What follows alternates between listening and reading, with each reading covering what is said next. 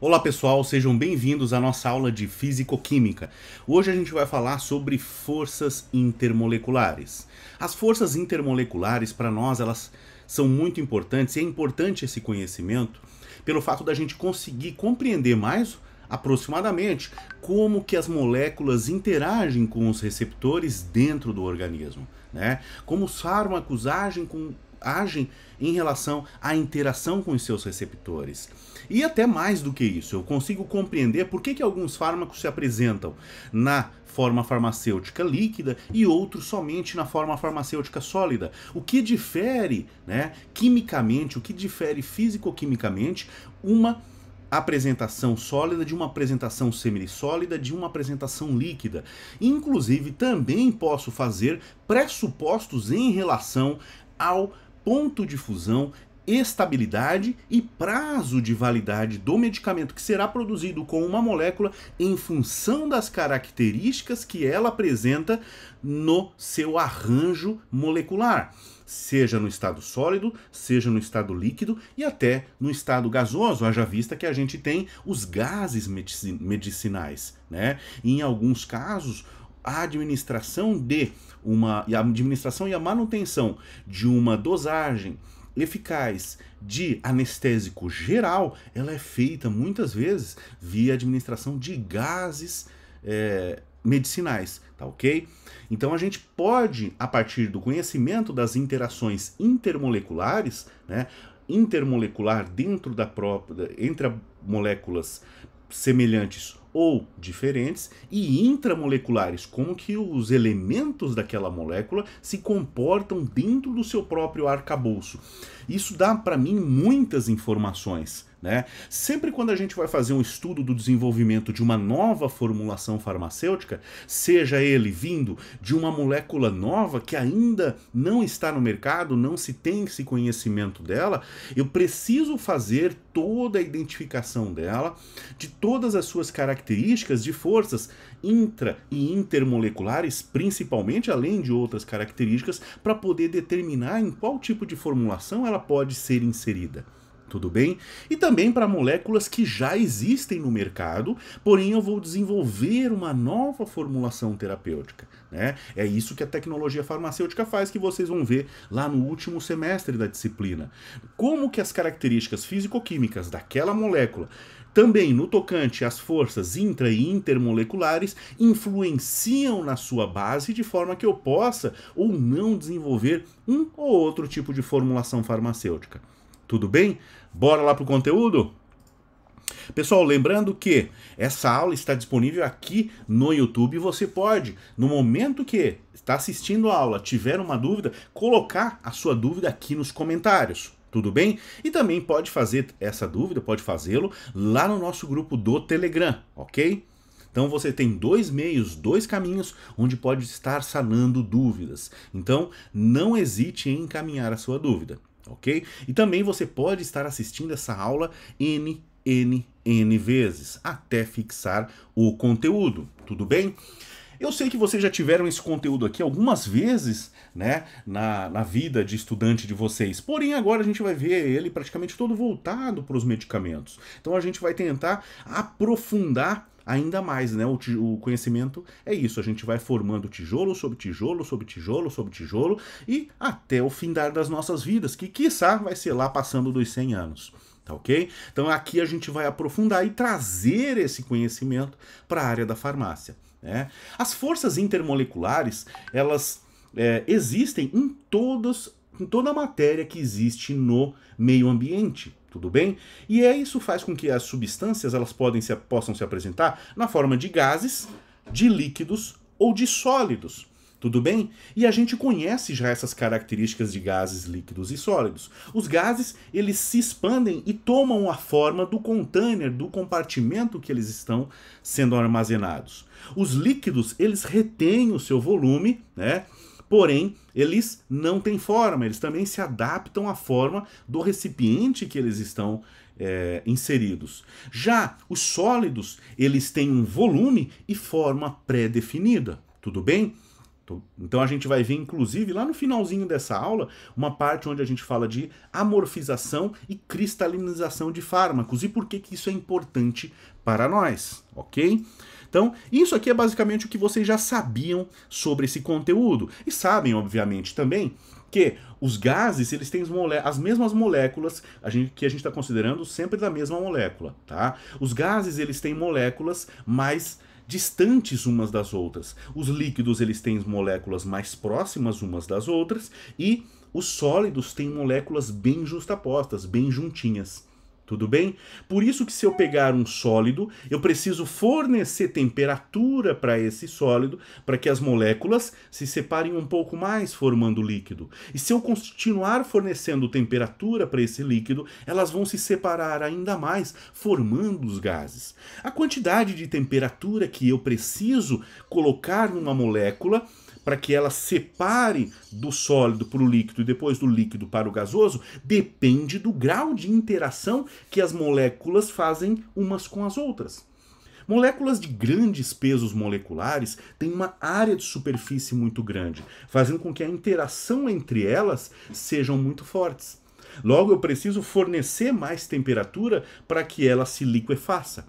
Esse processo de liquefação do estado sólido para o estado líquido, nada mais é do que o processo de fusão, pessoal. Tudo bem? Nada mais é do que o processo de fusão. E esse processo de fusão vai levar em consideração dois fatores. A área de superfície, da minha molécula, quanto maior a área de superfície, mais interação ela faz umas com as outras. Então, eu tendo a elevar a temperatura de fusão. Tudo bem? Por isso que a temperatura de fusão do acetato de dexametasona, ele chega lá próximo dos 200 graus, porque é uma molécula grande, enquanto a temperatura de fusão do ácido acetil salicílico é ali em torno de 134 graus. Por quê? Porque ele é uma molécula menos lipofílica, menor, compacta. Tudo bem? Né? Considerando que o acetato de dexametasona é uma molécula que possui um anel esteroidal. Anel esteroidal esse que tem o nome de ciclopentano peridrofenantreno, lembrem-se disso. Então é mais difícil separar moléculas que são grandes do que separar moléculas que são menores. Então esse é um dos fatores que influencia. Outro fator que vai influenciar é o tipo de ligação que uma molécula faz com a outra. Se uma molécula faz com a outra ligação covalente, raramente eu vou conseguir separar essas moléculas sem romper a estrutura, fazendo com que elas percam a sua identidade. Se elas fazem interação de London, pontes de hidrogênio, né, ou ligações íon-dipolo, fica muito mais fácil. Mas a gente vai ver isso em breve. Né? O estado físico das moléculas, então, depende da energia cinética, né, das partículas, tá? A energia cinética das partículas. Quanto mais separadas as partículas estão, mais energia cinética elas têm. Tá? E das forças intermoleculares, da força de ligação entre uma e outra. Né? É a energia da atração interpartículas, entre partículas de identidades iguais ou até identidades diferentes. Aqui a gente vai tratar predominantemente de moléculas com identidades iguais. Então eu estou falando ali do captopril, inibidor de enzima conversora de angiotensina, utilizado para diminuição da pressão arterial. Eu estou falando dele interagindo com outro captopril. Mas existe também a interação de moléculas de porte distinto, né? Moléculas que não têm similitude nenhuma entre elas. Peguem a hemoglobina, né? A hemoglobina, que é uma proteína que tem ferro na estrutura, e o monóxido de carbono. Quando o monóxido de carbono se liga na hemoglobina, ele está fazendo uma atração interpartícula, tá? Só que são duas partículas diferentes. Porém, essa interação é uma interação covalente. A minha hemoglobina ela vai perder atividade e ela vai ter que ser metabolizada. Infelizmente, a pessoa não tem muito tempo e, normalmente, ela vem a óbito quando ela tem uma intoxicação por monóxido de carbono. Tudo bem? As propriedades físicas dos gases, líquidos e sólidos são determinadas por quão próximo as moléculas estão umas das outras e das forças de atração entre essas moléculas. Então, quão próximo uma molécula está em relação à outra, me diz se ela está no estado sólido, no estado líquido ou no estado gasoso. E a capacidade de separar do estado sólido para o líquido, para o gasoso, vai depender da força que essas moléculas estão interagindo umas com as outras, né? Peguem o próprio alumínio, vamos pegar o alumínio. O alumínio é o estado sólido, né? A temperatura ambiente ele está no estado sólido. Se eu fornecer temperatura para ele, ele separa e vai para o estado líquido. Só que ele precisa de muita temperatura. Em torno de quantos, professor? 650, 700 graus Celsius. Tudo bem? O que acontece? Ele vai para 700 graus Celsius, ele se liquefaz. Se eu passar depois de 1000, 1100 graus, ele vai se volatilizar. O ferro também, só que a força de interação do ferro é mais forte ainda, né? O ferro, ele é sólido a temperatura ambiente. Só que se eu fornecer temperatura para ele próxima dos 1500 graus Celsius, ele vai se liquefazer. Se eu aumentar essa temperatura para aproximadamente 2300 graus Celsius, ele vai se vaporizar. Tudo bem? Não importa, tudo se vaporiza, tudo carboniza. Só depende da quantidade de temperatura. Ok?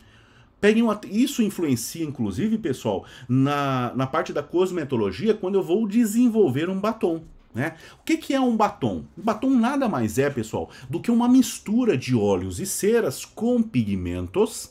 Tá? É óbvio que eu coloco também uma glicerina, um sorbitol no batom para manter a umidificação dos lábios. Tudo bem?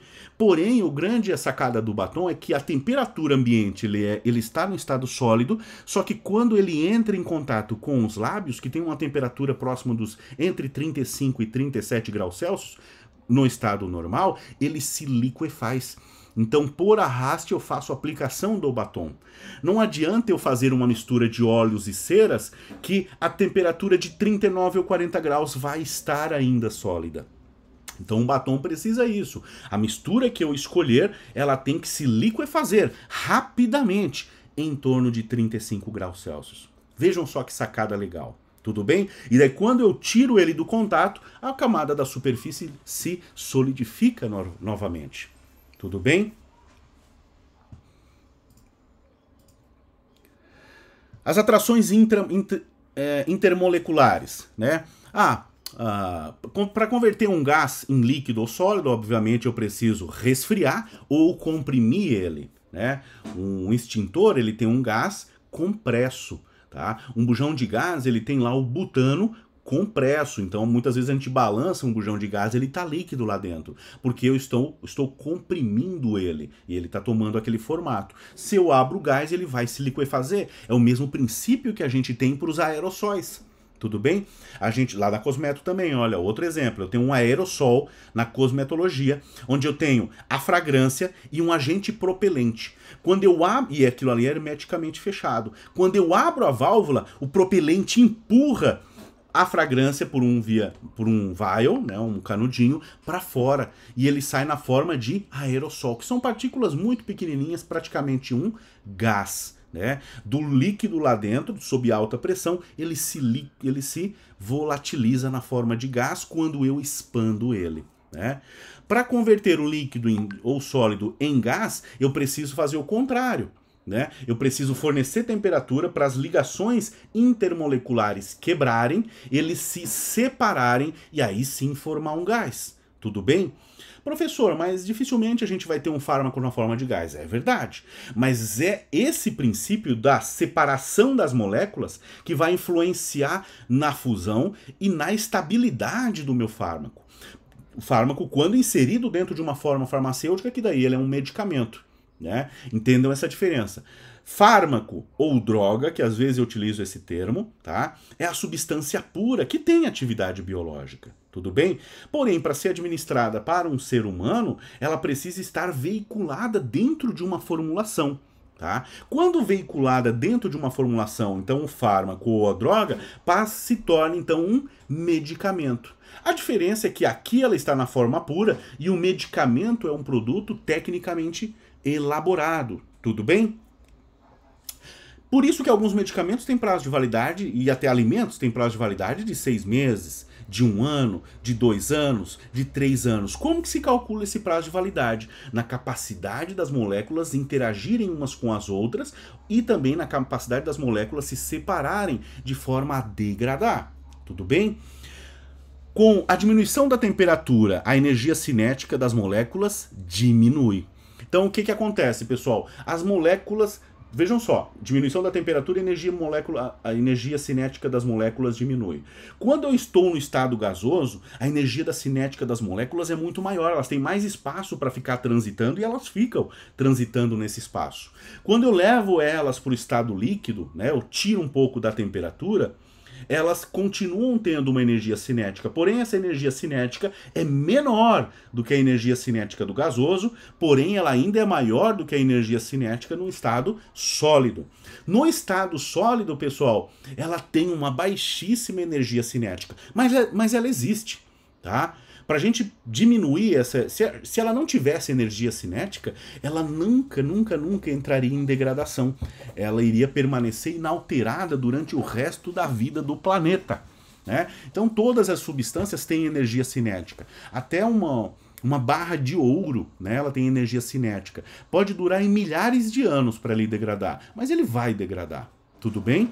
O ferro vai demorar milhares de anos, mas ele vai degradar. O plástico ele demora em torno de 500 anos na natureza, mas ele vai degradar. Tudo bem? Por conta da energia cinética. Se a energia cinética do material ela cessa, ele vai viver inalterado pelo restante dos tempos. Tudo bem? Inclusive, essa é uma das teorias do Einstein, né? O zero absoluto. O que seria o zero absoluto? Seria a temperatura onde a energia cinética do material ela fosse igual a zero. Logo, esse material nunca mais envelheceria. Tá?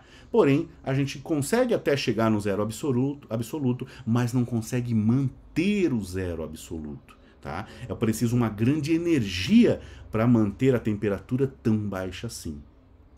Salvo engano, é menos 273 graus Celsius. Tudo bem? Então, ó, forças intermoleculares versus forças intramoleculares, tá?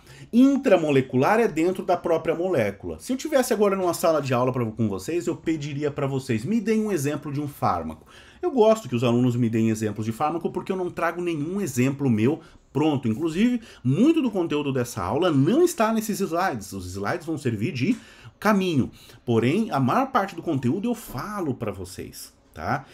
Vocês podem anotar, o material vai para vocês junto com a aula, vocês podem imprimir ou podem ir anotando numa outra parte, slide 1, tal conteúdo, slide 2, ele falou isso e aquilo, e assim vai.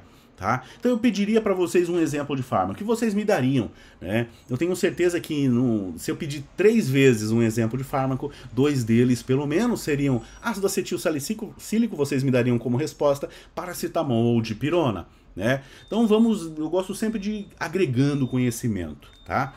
Então vamos falar do ácido acetil salicílico, dipirona e paracetamol. Vocês sabiam que esses 3 fármacos são utilizados como antitérmicos? Sabiam? Mas sabiam que só 2 desses fármacos são somente antitérmicos e analgésicos? Um terceiro dele também é anti-inflamatório? É o ácido acetil salicílico. O ácido acetil salicílico ele difere da dipirona e do paracetamol por ter um ácido carboxílico na sua estrutura. E é esse ácido carboxílico na estrutura dele que confere a ele uma atividade anti-inflamatória que a dipirona e que o paracetamol não tem. Tudo bem? E ainda, o paracetamol também é conhecido como o para-aminofenol, ou a dipirona como metamizol. Tudo bem? E o ácido acetil salicílico como AS. Tudo bem? A dipirona ela é proscrita em vários países do mundo, inclusive Estados Unidos. Se você viajar para os Estados Unidos, você não pode levar dipirona para lá. E se você estando lá, você não compra dipirona lá. Lá é muito mais comum o ácido acetil salicílico, tá? E a dipirona ela é proscrita. O que significa proscrita? Ela é proibida, tá? Porque a dipirona ela causa, quando no uso excessivo, tá? Uma doença chamada a granulocitose, que é uma doença das células sanguíneas, ok? Bora continuar? Então, vocês me dariam um exemplo do paraminofenol, do paracetamol. As ligações intramoleculares seria... O que é o paracetamol? O paracetamol é um anel carboxílico com uma substituição para, que é aquela substituição que tem em cima e embaixo, tá? Tudo bem? Então, para-aminofenol. Na substituição de baixo ele tem uma hidroxila. E na substituição de cima ele tem uma pequena cadeia carbônica com um grupo amino. Para-aminofenol. Tudo bem? Então, o que acontece? Nas forças intramoleculares, o que acontece? São o anel carboxílico mais a hidroxila que forma o grupo fenólico, mais o grupo amino interagindo entre si dentro da identidade da própria molécula. Tudo bem? Isso é força intramolecular. Tem moléculas que têm uma estrutura muito grande, tem uma nuvem eletrônica muito grande, muito embora a estrutura dela seja pequena. O próprio paracetamol, ele tem um anel aromático. O anel aromático tem uma nuvem eletrônica grande. Então o volume da nuvem eletrônica confere a ele uma forte interação intramolecular, fazendo com que a molécula seja mais estável, não passível de fácil rompimento, né? É numa ligação intramolecular que moléculas que possuem ésteres na sua estrutura se rompem muito facilmente, porque os ésteres se rompem. Se os ésteres se rompem, a molécula perde a sua identidade. Tá? A molécula perde a sua identidade. O anel beta-lactâmico dos antibióticos da família da penicilina são moléculas. O anel beta-lactâmico confere uma pobre força intramolecular para esses beta-lactâmicos. Tudo bem? Então a penicilina, a metilpenicilina, a benzilpenicilina, a amoxicilina são moléculas que rapidamente elas se rompem. Mas vocês vão ver lá na química farmacêutica ou na química medicinal que são feitas alterações na estrutura para proteger esse anel beta-lactâmico, principalmente porque o processo de degradação dele é feito por hidrólise. Então facilmente a água vai e hidrolisa, quebra a ligação do anel beta-lactâmico, tá? Justamente num grupo éster, ok? Mas você vai ver que uma alteração estérica da molécula protege ela na forma de guarda-chuva, fazendo com que a água não consiga chegar. Vejam bem, só consigo saber isso porque eu conheço a força intramolecular da molécula e saber onde é o calcanhar de Aquiles dela, onde é o ponto fraco dela. Tá? As forças intramoleculares normalmente são forças fortes, né? São ligações covalentes. Tá? Porque elas mantêm a identidade da estrutura. Se eu pegar o paracetamol que vocês me deram como exemplo, paracetamol mais paracetamol, ligado duas moléculas de paracetamol, se eu fornecer temperatura, o paracetamol vai separar as duas moléculas. Mas ele não vai quebrar dentro da molécula a estrutura dela. Ele vai manter a identidade, vai separar, manter a identidade de uma e de outra molécula do paracetamol. E isso para qualquer fármaco. É óbvio que se eu continuar fornecendo temperatura, essas moléculas vão se partir, vão perder completamente a sua identidade. Tá? Já as forças intermoleculares, né, as forças intermoleculares são as forças que ocorrem entre uma partícula e outra partícula. Normalmente aqui para nós o que é de interesse são partículas iguais, então é paracetamol com paracetamol. Né? As forças de atração entre as moléculas, elas tendem a ser mais fracas. Porque quando ela cai num meio aquoso, seja um meio aquoso do meu trato gastrointestinal, ou seja um meio aquoso da água mesmo, propriamente dita, quando eu faço a ingestão do comprimido, da solução, elas se rompem, porque somente depois que elas se rompem, elas vão solubilizar, e depois de solubilizadas, elas vão ser absorvidas e poder agir no meu organismo. Tudo bem? Vamos pegar um fármaco que é administrado na forma de comprimido, né? O cloridrato de propranolol, tá? O cloridrato de propranolol. O cloridrato de propranolol é uma molécula que é um beta-bloqueador que faz com que ele diminui, ele é um beta-bloqueador não seletivo, então ele faz com que o coração ele tenha um batimento mais tranquilizado, mais hormonizado, tá? Harmonizado, e fazendo com que a pressão arterial diminua em resultado disso. Tudo bem? Quando o cloridrato de propranolol é administrado pela via oral, ele tem de 20 mg, 40, 80, 160 mg por comprimido. O que acontece? Lá dentro daquele comprimido de 80 mg, eu tenho uma quantidade grande de paracetamol, né? Eu tenho centenas, milhares de moléculas de paracetamol, muitas delas grudadinhas. Porém, quando elas chegam no meu trato gastrointestinal, elas se separam, porque as forças intermoleculares são fracas. Elas se separam, mas mantêm a unidade do propranolol. Tudo bem?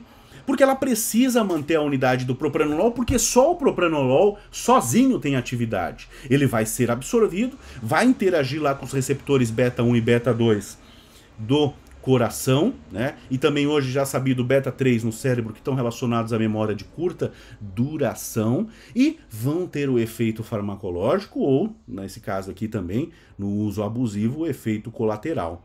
Tá? Então eu preciso que a molécula ela esteja no estado solo para que ela tenha atividade dela. Tudo bem? A mulher, quando toma o contraceptivo oral de estrogênio mais progestogênio via oral, tô ali numa pílula daquela repleta de estrogênio, repleta de progestogênio, centenas, milhares de moléculas. Porém, depois da administração oral, essas moléculas vão se separar porque as forças intermoleculares são fracas e elas só vão ser absorvidas quando elas estiverem no estado solo. Tudo bem? Daí a gente tem como tipo de forças, pessoal, ligações de polo, né, onde dois átomos com diferente eletronegatividade, né, eles compartilham elétrons, tá? Então aqui, ó, diferentes eletronegatividades. O flúor, que é um material um elemento bem eletronegativo, compartilha um par de elétrons com o hidrogênio, né, formando aqui, no caso, o ácido fluorídrico, né? E também tem uma densidade eletrônica, tá? Que praticamente não ocorre, porque ela é toda retirada para o elemento mais eletronegativo, no caso aqui o flúor, tá? Normalmente elemento da família 7A da tabela periódica. Nas forças intermoleculares, eu tenho, quando as substâncias fundem ou se elas entram em ebulição, né, as forças intermoleculares elas são quebradas, tá? Forças covalentes não são quebradas. A ligação covalente, se ela se partir e quebrar, ela perde a unidade da molécula, porque ela rompe uma parte da molécula. É como que tentar quebrar um comprimido na mão, tá? Comprimidos não foram feitos para partir. Ah, mas eu consigo visualmente ver que ficou meio a meio. Não ficou, tenha certeza disso. É só pesar, né? Já existem estudos que fizeram isso. Partiram com mão, com partidor, com lâmina, de várias maneiras e viram que raramente, né, só o acaso que a gente tinha duas partes com pesos iguais. Então, quando rompe, é como se um pedacinho da molécula ficasse a mais na outra molécula. Então, eu teria uma molécula maior, com componentes que não são naturais dela, e outra molécula menor, com rompimento da sua estrutura. Nenhuma das duas teria mais atividade, tá? E isso influencia no comportamento da matéria, tá? Vocês vão ver lá na tecnologia farmacêutica que os pós de fármacos, quando estão isolados, eles têm um comportamento. Quando eles estão em lote, que aqui a gente lê como bulk, eles têm outro comportamento. Porque quanto mais moléculas eu tiver iguais, juntas, mais estável tende a ser esse composto. Tudo bem? Vamos pegar um exemplo de fármaco. Eu pediria para vocês, me deem um outro exemplo de fármaco. Vocês me dariam um exemplo. Vamos pegar a isotretinoína. Né? A isotretinoína é um fármaco que ele é derivado da vitamina A e quando administrado pela via oral ele tem a função de interagir lá na pele, diminuindo o tamanho dos poros e a oleosidade da pele. Então ele é utilizado na acne grave. Se a mulher que vai tomar a isotretinoína, ela assina um termo de compromisso que ela não vai engravidar durante o tratamento e até alguns meses após o tratamento, porque a isotretinoína ela é um agente teratogênico, ela já leva dano do feto. Tudo bem? Então, a gente tem a isotretinoína na forma de comprimido, duas dosagens, 10 mg e 20 mg. Tudo bem? Ali no comprimido, aqueles 10 mg e aqueles 20 mg, eles têm uma interação, eles têm uma característica físico-química, até porque eles estão interagindo não só entre si, mas também com os outros recipientes da formulação. Tudo bem? Quando eu tenho, digamos, um lote, né, digamos, de 1 kg que a indústria, 10 quilos que a indústria comprou, aquilo lá tem uma outra interação, e interação só entre ele. Porém, esse lote de 10 quilos, ele já foi particionado de um tonel, né, de um container de 10 toneladas. O container de 10 toneladas, ele mantinha mais as estruturas, ele mantinha mais a estabilidade. Cada vez que eu fraciono para entregar para as indústrias farmacêuticas, ele vai perdendo essa característica, o prazo de validade vai diminuindo, tá? Por isso que o prazo de validade de um comprimido de isotretinoína vai ser de no máximo 2 anos. Porém, da matéria em lote, bulk, lá no container, ele pode chegar a 6, 7 anos. Tudo bem? Então os pontos de fusão, pessoal, eles refletem para nós o grau de interação que as partículas têm. Tanto o ponto de fusão quanto o ponto de ebulição. E quanto maior o ponto de fusão e quanto maior o ponto de ebulição, significa que maiores são as forças de interação intermolecular, tá? Não intramolecular, mas entre moléculas. Tudo bem? Tá? Quais os tipos mais importantes que a gente tem? As forças dipolo-dipolo, né, que são as ligações de hidrogênio, dipolo-dipolo,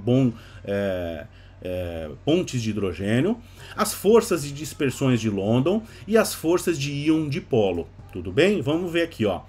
O dipolo-dipolo, a ponte de hidrogênio, é muito simples, né?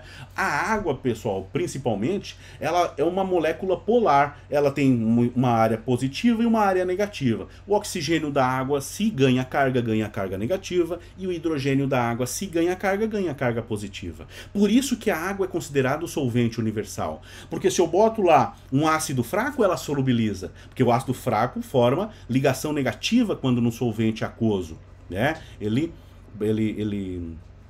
ganha carga negativa porque ele libera um hidrogênio. Essa carga negativa vai interagir com o hidrogênio da água, fazendo com que ele tenha intimidade com a água e se miscibilize. Agora, se eu tenho uma base fraca, uma mina primária, uma mina secundária, uma mina terciária, quando ele cai em água, ele não vai formar carga negativa, ele vai formar carga positiva. Porém, ainda assim a água consegue solubilizar por fazer ponte de hidrogênio entre essa carga positiva do grupo amino protonado, mais a carga negativa do oxigênio da água. Tudo bem? Muito simples, por isso que a água é considerada o solvente universal, porque ela tem características de ganhar carga positiva e carga negativa, diferente das moléculas que a gente conhece dos medicamentos. Ou eles podem até não ganhar carga, tudo bem? Se ganhar carga, normalmente ganha só uma, tá? Peguem todos os anti-inflamatórios não esteroidais, né? Ibuprofeno, diclofenaco, aceclofenaco, todos o ácido acetil salicílico, todos eles, quando caem em água, eles ganham uma carga, que é a carga do ácido carboxílico, né? O C-OH. No OH o hidrogênio sai, o oxigênio fica com carga negativa. E ele faz ponte de hidrogênio com o hidrogênio da água, então se solubilizando. Tudo bem? Tem moléculas que não ganham carga, né? A dexametasona, a base pura, quando ela cai na água, ela não forma carga. Logo, ela não interage com a água, logo, ela não se solubiliza. Tudo bem? Muito simples, muito tranquilo, tá? As pontes de hidrogênio, pessoal, são ligações bem fraquinhas, tá? Mas que para nós são muito importantes por conta da possibilidade de solubilizar substâncias. Por isso que muitos fármacos, os fármacos normalmente, ou eles são ácidos fracos ou eles são bases fracas. Tudo bem? Tá? A gente transforma eles em quê para poder solubilizar melhor em água? Em sais. Então eu pego o propranolol e transformo ele em cloridrato de propranolol. Porque quando ele cai na água, separa o cloridrato do propranolol, o propranolol fica com carga. Tudo bem? A própria testosterona, pessoal.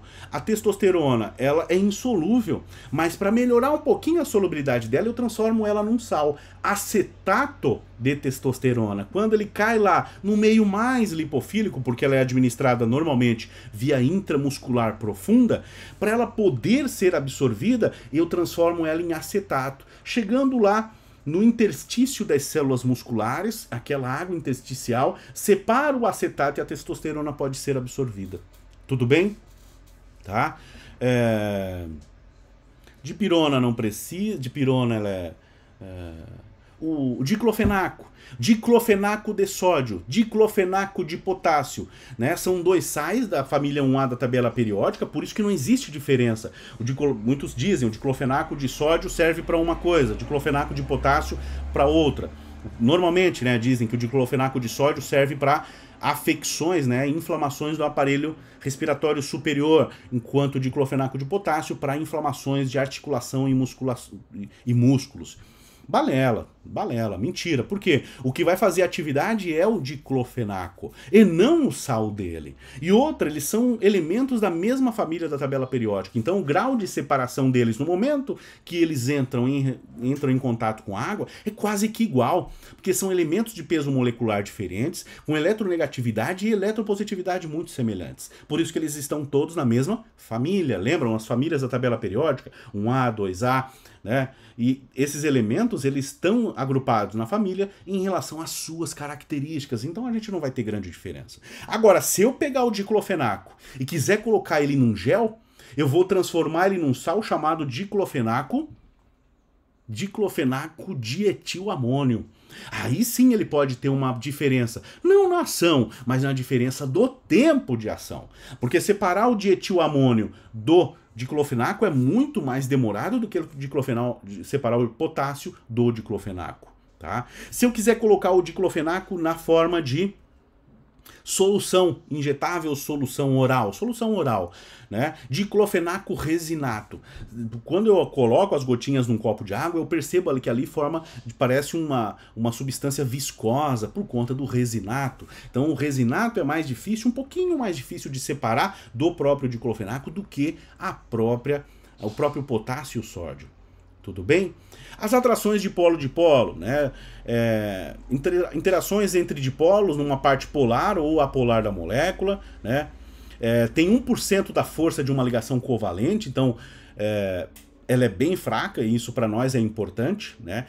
Não é que significa que ligações fracas não têm atividade boa para nós, muito pelo contrário, a covalente é a mais forte e qualquer coisa que faça ligação covalente com o meu corpo é um potencial agente tóxico, porque não dá para reverter, tá? Então as forças de ponte de hidrogênio, elas aumentam com a polaridade. Então quanto mais polar a minha molécula, mais fácil dela interagir com a água. É óbvio isso. Né? Os óleos, eles fazem ligação de hidrogênio com água, ponte de hidrogênio com água? Não. As ceras fazem? Não. As moléculas de fármacos, quanto mais peso molecular elas vão adquirindo e ficando grandes, menor vai ser a interação delas com a água e menor vai ser a solubilidade. A própria dexametasona, né? Os hormônios femininos, hormônios masculinos, né? A anfotericina B, né? Que é um agente antifúngico, a digoxina e a digitoxina, que é um bloqueador de canal de sódio ATPase no coração, também não vai ser solúvel em água, tá? Então todas as moléculas, macromoléculas, vão ter problemas com solubilidade em água. Tudo bem? Né? Então a ponte de hidrogênio que a gente viu, ponte de hidrogênio da água, né? Inclusive isso influencia no comportamento que a gente chama de comportamento anômalo da água, né? Que a água, quando eu congelo ela, em vez de ela diminuir o seu volume, ela aumenta um pouco o seu volume, porque ela tem uma alteração de densidade. É isso que explica você que colocou uma garrafa de cerveja dentro do congelador e esqueceu lá quando foi ver a cerveja estava muito gelada. Não, ela já estava estourada. Por quê? Isso reflete o comportamento anômalo da água. Porque a água é o elemento mais um dos elementos mais polares que a gente tem, né? Então o que significa? Ela tem esse comportamento anômalo. Ela tem características tanto de polo negativo quanto de polo positivo na sua estrutura. E isso gera uma anomalia para ela quando ela perde muita temperatura. Né? Contraintuitivamente, quando a gente tem um gás e vai resfriando esse gás, o que acontece? Ele vira líquido, ele diminui o seu volume. Se esse líquido eu resfrio mais ainda, ele vira sólido, ele diminui o volume dele. Na água não. A água, quando ela está no estado gasoso, eu resfrio ela forma um líquido com diminuição de volume. Porém, quando eu resfrio ainda mais esse líquido, ela vai ter um leve aumento de volume em relação ao líquido. Por isso que quando a gente enche forminhas de gelo também, até certinho a borda da forminha, depois que a gente congela, a gente vai ver que o gelo está acima da forminha. Tá? Porque é uma leve expansão da água. Fala-se sobre o comportamento anômalo da água. Tudo bem? As forças de dispersão de London São forças intermoleculares em moléculas não polares. É o contrário da água, né? As pontes de hidrogênio estão relacionadas às moléculas polares, que formam polos.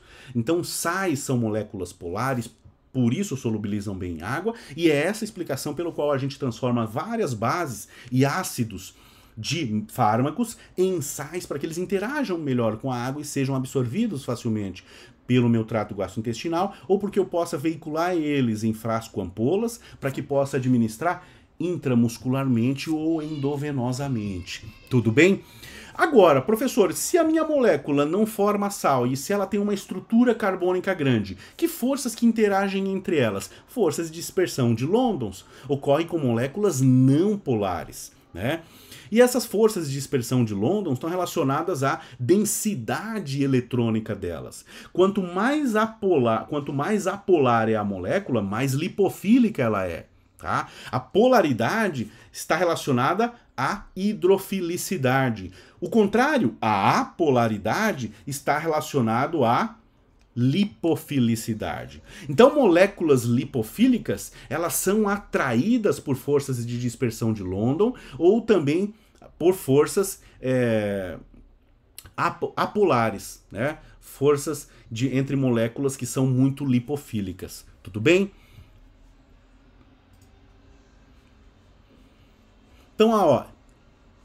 Então a gente tem, e isso forma momentos de polo. Muito embora as moléculas elas sejam semelhantes, quando elas vão interagir entre elas, né, o que acontece? Uma molécula tem uma nuvem eletrônica, outra molécula tem uma nuvem eletrônica. É como se essas nuvens eletrônicas elas girassem em momentos opostos, formando momentos polares, né, fantasmas que são que fazem com que eles interajam entre si. Então, por isso que elas não são realmente, elas são fisicamente iguais, a estrutura igual, só que as nuvens eletrônicas elas tendem a ser opostas, fazendo com que elas tenham a interação entre si, tá?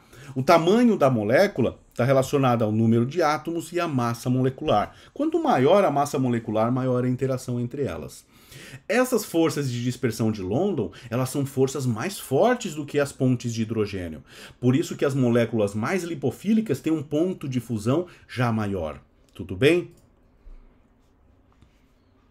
Olha só, quanto menor a água, tá? Menor a interação. Maior a área, maior a interação. Tá? Então o que que acontece? Às vezes eu posso ter o mesmo número de elementos químicos, mesma massa molecular, só que dependendo de como essa massa molecular, essa estrutura está disposta, eu facilito ou não a interação entre as moléculas.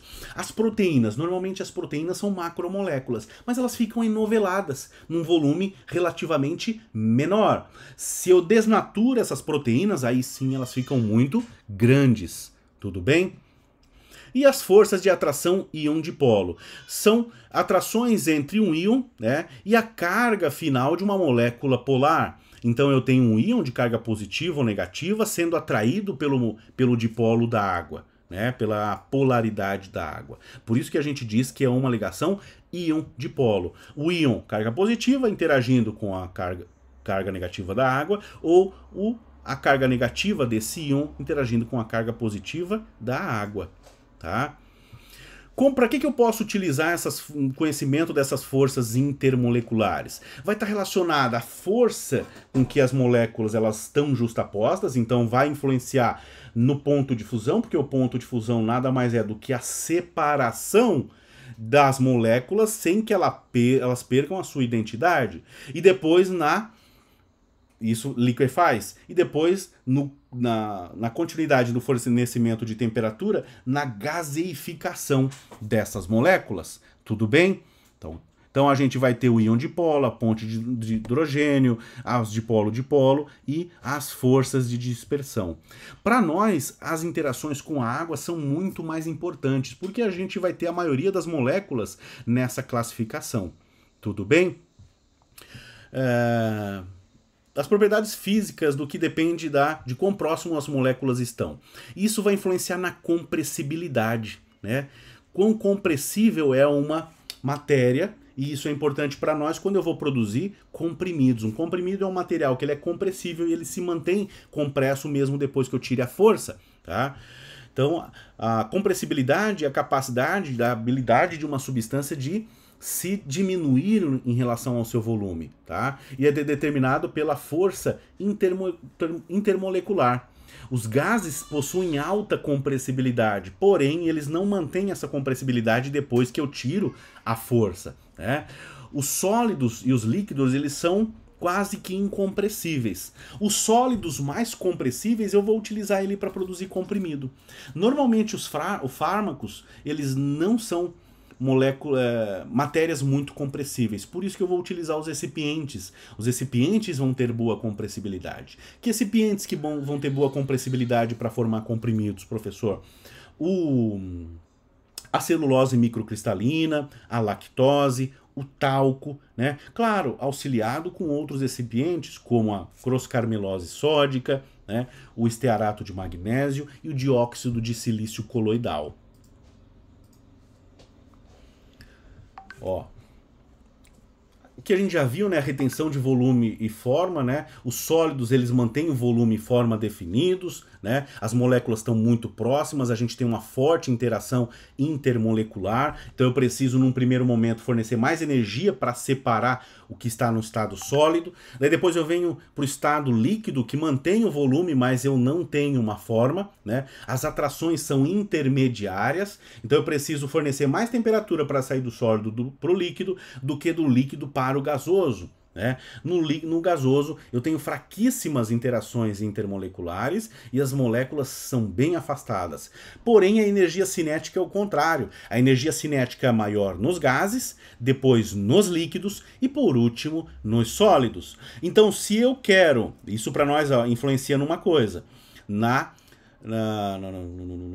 prazo de validade. Vamos pegar um exemplo. Vocês acham que o prazo de validade de um comprimido de diclofenaco é maior ou menor do que o prazo de validade de uma solução de diclofenaco de administração endovenosa? O que vocês acham? É óbvio que a solução endovenosa, mesmo sendo líquida, solúvel, ela vai ter uma energia cinética maior. Se ela tem energia cinética maior, ela degrada mais facilmente. Então, o prazo de validade de uma formulação na forma de solução tende a ser menor do que o prazo de validade de uma formulação na forma de sólido.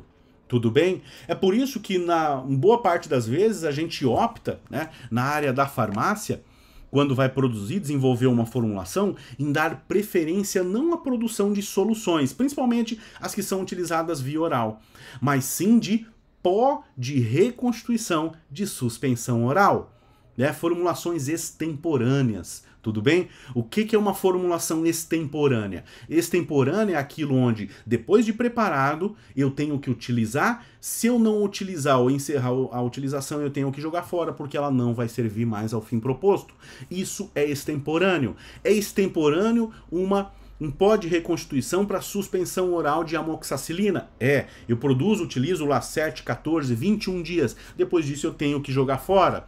E mesmo aquilo que eu não produzo, mas só abrir um colírio oftálmico ou uma pomada oftálmica. Um colírio ou uma pomada oftálmica pressupõe a esterilidade dessa formulação. No momento que eu abro e começo a fazer a aplicação, eu tenho que fazer a aplicação ali durante os 7, 14, 21 dias e depois jogar fora, porque ele não vai manter mais a sua estabilidade. Tudo bem?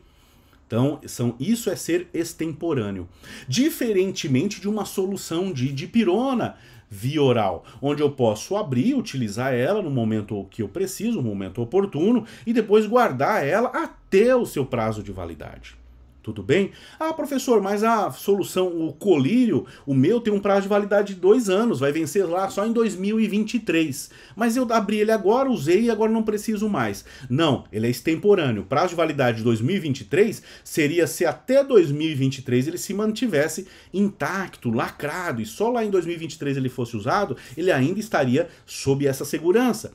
Mas ele foi aberto, então ele perdeu as características que ele precisa para ser considerado um medicamento eficaz nesse caso. Tudo bem?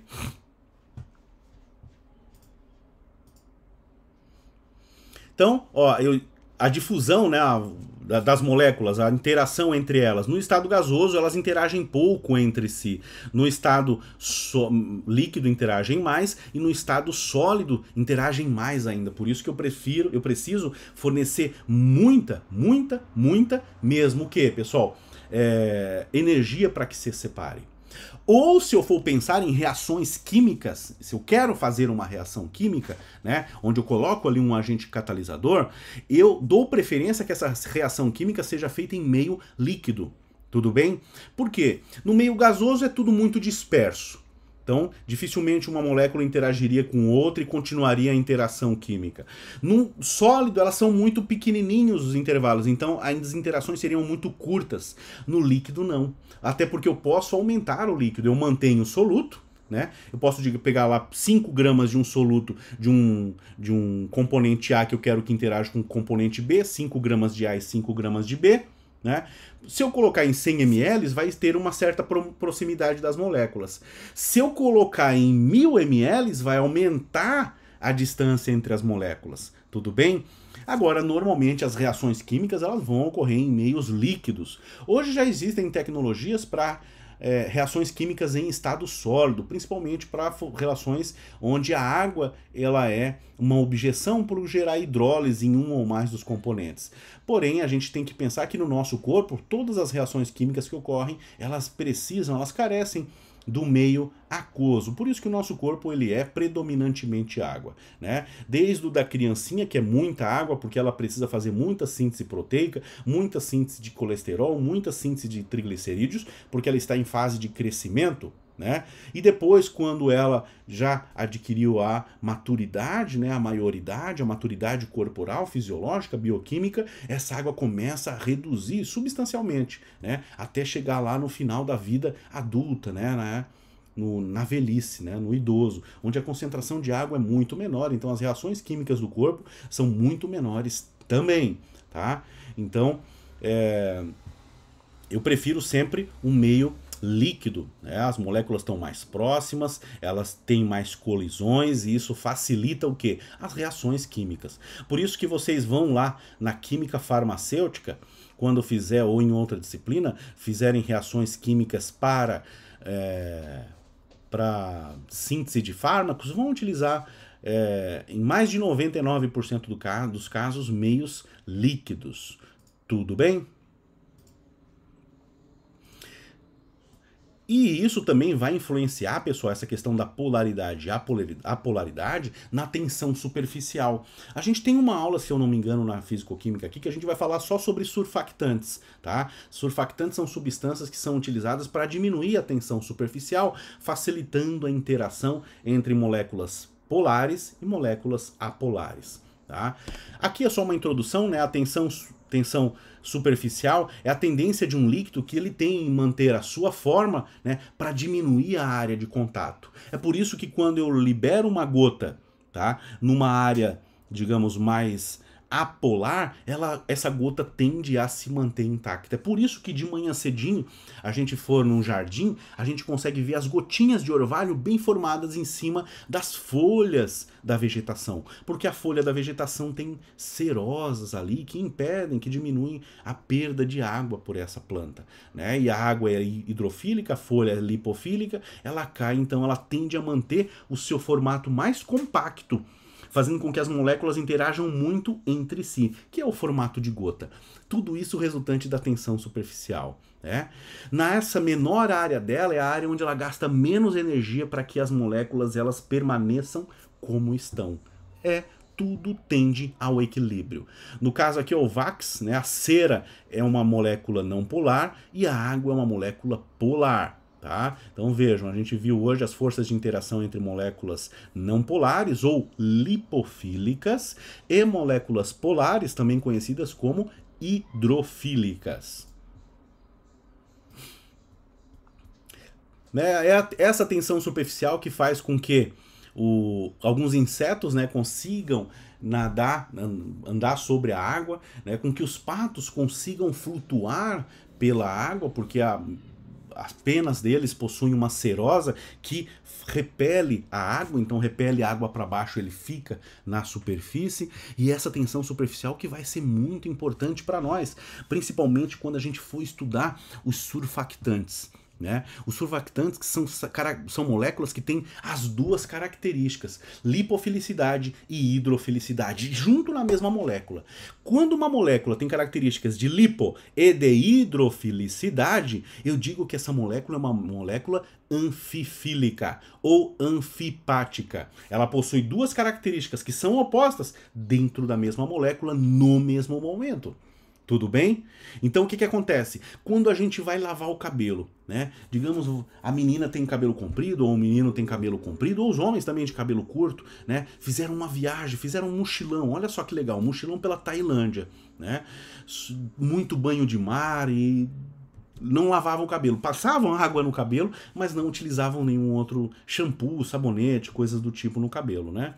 Não recomendo utilizar sabonete, mas no desespero de uma viagem a gente faz de tudo, né? O importante é estar viajando. Eu não sei vocês, mas eu amo viajar. Então o que acontece? Quando chega de viagem, às vezes muito embora, lave o cabelo lá várias vezes. Quando a gente viaja para litorais assim, a gente lava o cabelo, só que como a água ela é salubre, dessas regiões, comumente, a gente não tem um bom processo de limpeza do cabelo. E a gente vai ter isso só quando chega em casa, tudo bem? Então o que acontece? Quando chega em casa, o cabelo tá lá, tanto óleo que dá pra fritar um ovo no cabelo, de tanto óleo. Então o que acontece? Eu vou limpar ele. Se eu só jogar água quente em cima dele, a água quente tende até a tirar um pouquinho da sujeira, tá? Só que não é razoável utilizar muita água quente no cabelo. E também não vai tirar a maioria, né? Não vai tirar mais do que 2, 3, 5% no máximo. Por que a água não tira? Porque a sujeira do meu cabelo é uma sujeira não polar, é uma sujeira lipofílica. Lipofílica, tá? O nosso cabelo é um agente filtrante muito bom mesmo, né? Se você não entende o que é isso, vá num churrasco onde a churrasqueira não esteja funcionando muito bem e a fumaça saia pela frente da churrasqueira, mas de forma bem branda, a não afastar o grupo de pessoas da churrasqueira. Você fica ali, daí você vai dormir no outro dia, você ainda está sentindo o cheiro do churrasco, mas é o cheiro do churrasco no seu cabelo, porque o seu cabelo filtrou toda aquela fumaça orgânica e ficou ali. Tá? Então o que acontece? Eu não consigo tirar com água. Porém, se eu pego um shampoo, qual é o grande segredo do shampoo? É claro, tem uns diferentes tipos de shampoo, vocês vão ver lá na cosmetologia, mas a grande sacada do shampoo no tocante à limpeza é que ele possui um agente surfactante, o lauril sulfato de sódio, lauril éster sulfato de sódio, lauril éter sulfato de sódio, tá? O lauril sulfato de sódio é uma molécula onde eu tenho uma cadeia carbônica grande, né, dando característica lipofílica para ela, finalizando na protonação, tá, de um sódio, tá, que dá carga negativa. O que acontece? Por que é importante eu ter uma molécula que tem carga lipofílica muito grande e ao final uma molécula que faz carga? Porque a molécula que faz carga, ela vai interagir com ponte de hidrogênio com quem? Com a água. Com a água que está caindo pelo meu cabelo, pelo chuveiro, e está tentando levar essa sujeira embora. E a molécula lipofílica vai interagir com quem?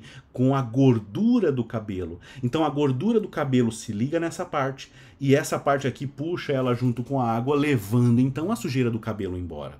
Né? O shampoo, inclusive, tem um pH, é um pH... em torno de 6,5, 7, que ele abre as cutículas para poder fazer o processo de limpeza interna dessas cutículas, tá? Então, um surfactante é uma molécula não polar e interage com graxas, né? E a parte polar dela interage com graxas e a parte polar interage com a água, fazendo o processo de solubilização dessa graxa e varrendo essa graxa da onde eu tenho ela, ou no caso do shampoo, do cabelo. Tudo bem? Essas forças intermoleculares também vão influenciar na viscosidade dos líquidos, né, para nós importantes dos géis, cremes e pomadas. O que seria a viscosidade? Que vocês vão ver bem a viscosidade. Aqui, inclusive, na disciplina de físico-química. E depois lá na tecnologia farmacêutica, quando a gente falar de cremes, géis e pomadas. A viscosidade é a resistência ao fluxo, tá? Viscosidade é a resistência ao fluxo. Fluxo do quê? A digamos, eu colocar aqui uma gota de uma formulação e eu espalhar, é a resistência à espalhabilidade, tá? Quanto mais viscoso, menos espalha. Uma pomada, normalmente eu consigo aplicar uma pomada no corpo inteiro? Dá trabalho, dá trabalho. Por quê? Porque a pomada tem uma viscosidade mais alta, tá? Porque ela é de aplicação local. Agora um creme, eu consigo aplicar um creme no corpo inteiro? Consigo. Por quê? Ele é para isso, é para grandes coberturas, grandes áreas. Tudo bem? Por isso que ele possui menor viscosidade, tá? Então, ó, moléculas muito grandes, elas tendem a ter uma menor viscosidade. Por isso que quando eu vou produzir pomadas, eu utilizo graxas de maior peso molecular. E até ceras, que ceras são graxas que são sólidas à temperatura ambiente. Se eu vou produzir cremes, normalmente eu utilizo também graxas, só que são líquidas à temperatura ambiente, são mais líquidas, mais liquefeitas, normalmente derivadas do óleo de coco para produzir os cremes. Então, inclusive isso é importante porque quando eu vou desenvolver uma formulação eu tenho que saber, eu quero que a formulação tenha uma ação local com pequena espalhabilidade ou ela tenha uma ação mais ampla. Se eu quero uma ação mais ampla, eu faço um creme. Se eu quero uma ação mais localizada, que ela espalhe pouco, se perca pouco, eu faço uma pomada, tá? Pensem também num creme de ação vaginal, onde a mulher está com algum problema vaginal e uma infecção por fungo, uma cândida, e tem que fazer aplicação local. Primeiro que ela faz essa aplicação à noite, para que ela, da posição que ela fica deitada, aquilo ali fique agindo mais tempo lá. Imagina se fosse um creme pouquíssimo viscoso, mais liquefeito. Ela faria aplicação e rapidamente ele escoaria. Então ela não teria o efeito esperado pelo contato do medicamento com a mucosa da vagina.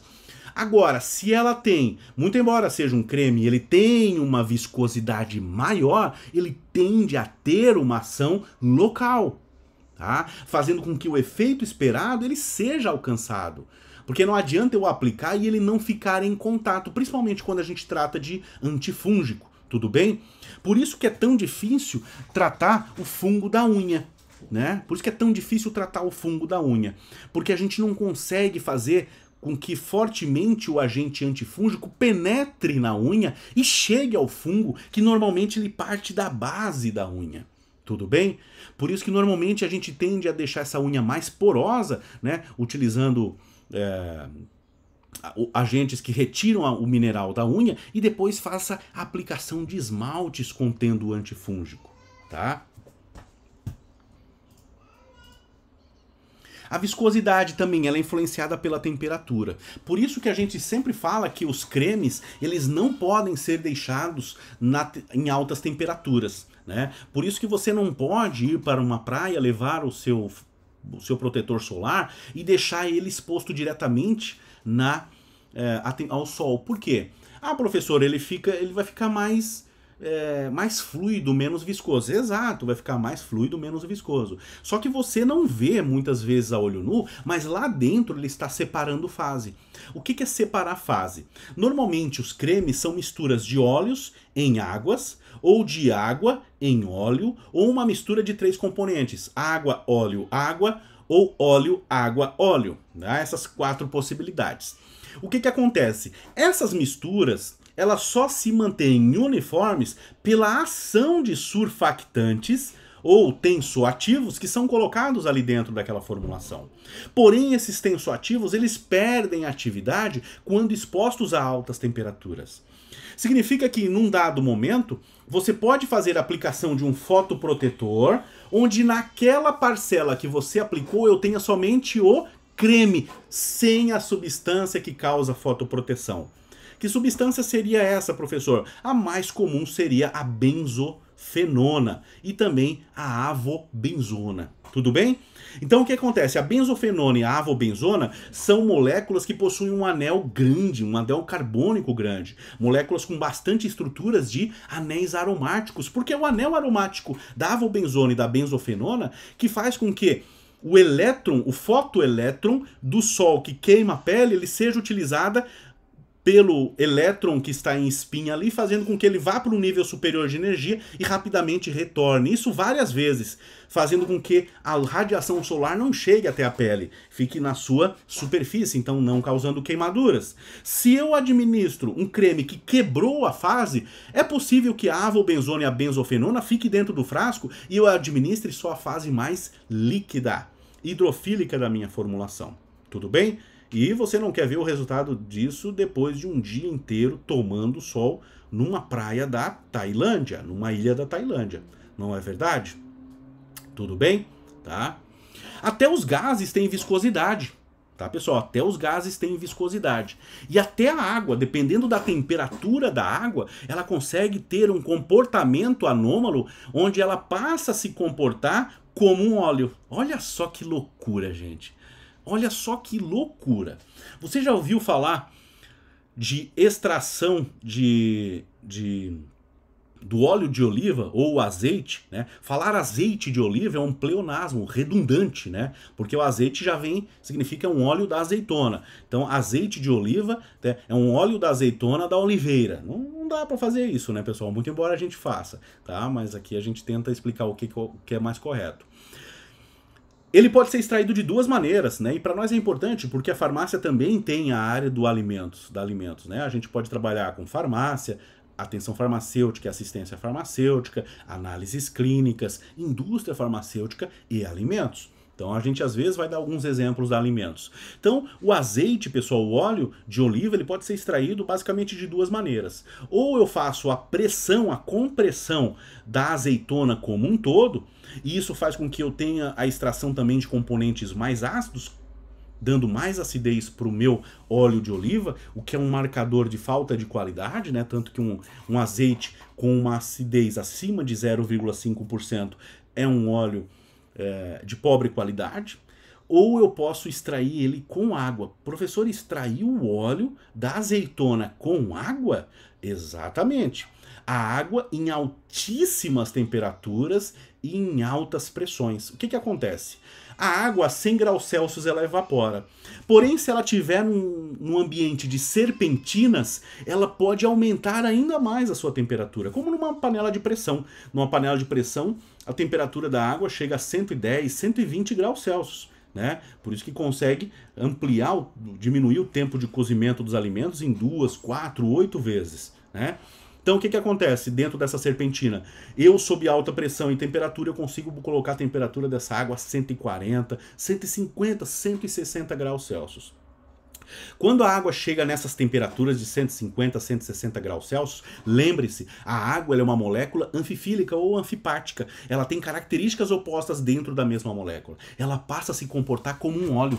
E como se comportando como um óleo, ela consegue extrair o azeite, né, ou o óleo da oliva, da azeitona. Tudo bem? Então eu posso incrementar ou diminuir a viscosidade das minhas formulações de várias maneiras, inclusive com temperatura. Normalmente o aumento da temperatura diminui a viscosidade. A diminuição da temperatura aumenta a viscosidade. Tudo bem? E a solubilidade, pessoal, também é influenciada por essas forças de interação. Quanto mais polares forem as forças de interação, mais solúveis as substâncias vão ser em água. Tudo bem? Tá? Então, se eu tenho uma molécula muito lipofílica, eu posso melhorar a solubilidade dela em água? Posso. Existem várias maneiras de fazer isso, tá? Mas a que a gente vai focar, que a gente vai falar agora, que você precisa saber, é que se eu transformo ela num sal, ela ganha carga quando cai num meio aquoso, eu aumento essa solubilidade. Veja só, eu aumento, não necessariamente ela fica super solúvel em água. Tá? O acetato de dexametasona tem uma solubilidade muito maior do que a própria dexametasona, mas ainda não é suficiente para formar uma solução. Tudo bem? E também eu posso melhorar a solubilidade utilizando os surfactantes ou tensoativos. Professor, quais são os exemplos de tensoativo que você falou? O lauril sulfato de sódio, o lauril éter sulfato de sódio, e existem outros, né, como o Twin 80, que é o polissorbato 80, tudo bem? E vamos vendo outros também em relação com o desenvolver da disciplina. Isso aqui a gente já falou. né? Os sólidos, pessoal, os sólidos, né, os fármacos, eles se apresentam predominantemente para nós no estado sólido. Esse sólido ele pode ser cristalino ou pode ser amorfo. Um sólido cristalino, ele tem uma forma já pré-definida, bonita, ele parece um cristal quadradinho, né, em 3 dimensões e tudo mais. Quanto mais organizado é esse cristal, mais estável ele é. Se mais estável ele é, menor solubilidade ele vai ter em água. Por quê? Ele é um cristal estável. Nesse cristal aqui, quantas moléculas do meu fármaco eu tenho ali dentro? 1, 2, 10, N moléculas, tá? Sempre mais do que uma, tá? Dependendo do número, centenas, milhares de moléculas dentro de um único cristal. Tudo bem? O que acontece? Para ele se solubilizar, todas essas moléculas precisam se separar umas das outras. Quanto mais organizado ele tá, maior dificuldade vai ser dele solubilizar. Eu posso fornecer temperatura para que ele solubilize, tá? Se ele não solubiliza mesmo assim, o que eu faço, pessoal? Porque o fármaco ele precisa, no corpo humano, ser solúvel a 35, 36 graus Celsius para poder solubilizar no meu trato gastrointestinal e ser absorvido. Tá? Eu tenho também os compostos que são amorfos. Diferentes dos cristalinos, o amorfo ele não tem uma forma pré-definida. Tudo bem? Vocês vivem com isso aí, vocês sabem disso já. Se você vai fazer café na sua casa, se você abre um pacote de meio quilo de café pilão com água quente, coloca aquela colher lá dentro, vai solubilizar e formar um café? Não, vai ficar borra do café lá. Esse café ele precisa passar por um processo de decocção, né? Coação. Agora, se você tem pressa e não se liga muito para o sabor, você vai fazer o café com o Nescafé. O Nescafé é o mesmo café, só que ele está desarranjado na forma amorfa. Então vejam bem, um tópico importante que vocês têm que guardar para hoje e para sempre. A forma cristalina é menos solúvel e mais estável. A forma amorfa é mais solúvel e menos estável. Então o grau de estabilidade de um arranjo molecular está relacionado à sua solubilidade. Quanto mais estável, menor é a solubilidade. Porém, maior é o prazo de validade, porque ele é mais estável. Então, todo medicamento feito com sólido cristalino, ele tem uma menor solubilidade em relação ao mesmo medicamento feito com sólido amorfo. Porém, aquele que é feito com sólido cristalino tem maior prazo de validade, enquanto aquele com sólido amorfo tem menor prazo de validade por ser mais instável, ok?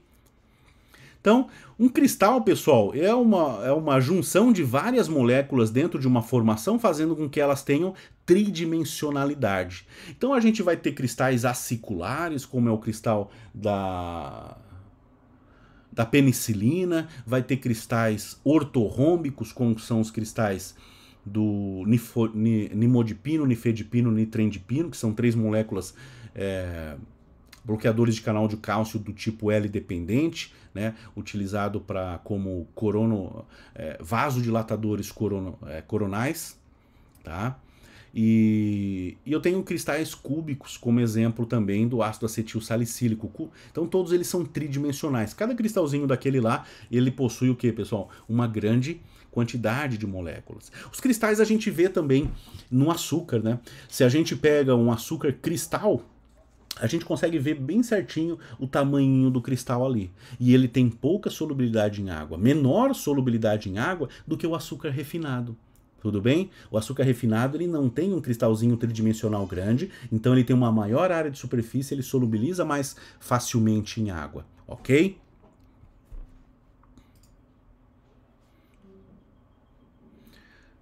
Aqui a gente pode dizer, ó, aqui pega esse primeiro aqui, ó, que é um cubo. Cada bolinha dessa aqui, pessoal, é como se fosse uma molécula. Então, no caso aqui, eu teria 1, 2, 3, 4, 5, 6, 7, 8 moléculas dentro desse cristal. E esses vértices são as interações intermoleculares. Estão entendendo?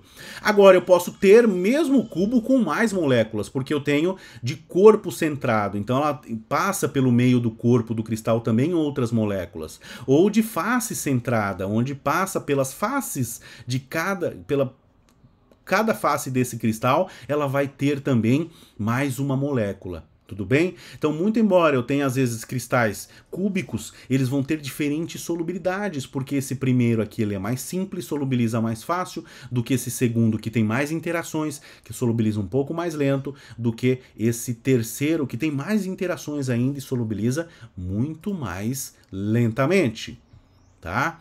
Então aqui eu tenho de face centrada, corpo centrado, né? E eu tenho sólidos iônicos que ficam alterando cargas, tá? Como são os sais, né? Moléculas inorgânicas de medicamentos. Temos poucos medicamentos que são moléculas inorgânicas. Normalmente os sais utilizados para correção de pH do trato gastrointestinal, né? Os anti-azia, né?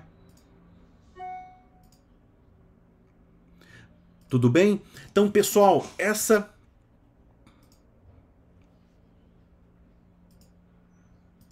tem... Então, aqui, os sólidos iônicos, sólidos iônicos, sólidos iônicos... Aqui, pessoal, um sólido amorfo, né?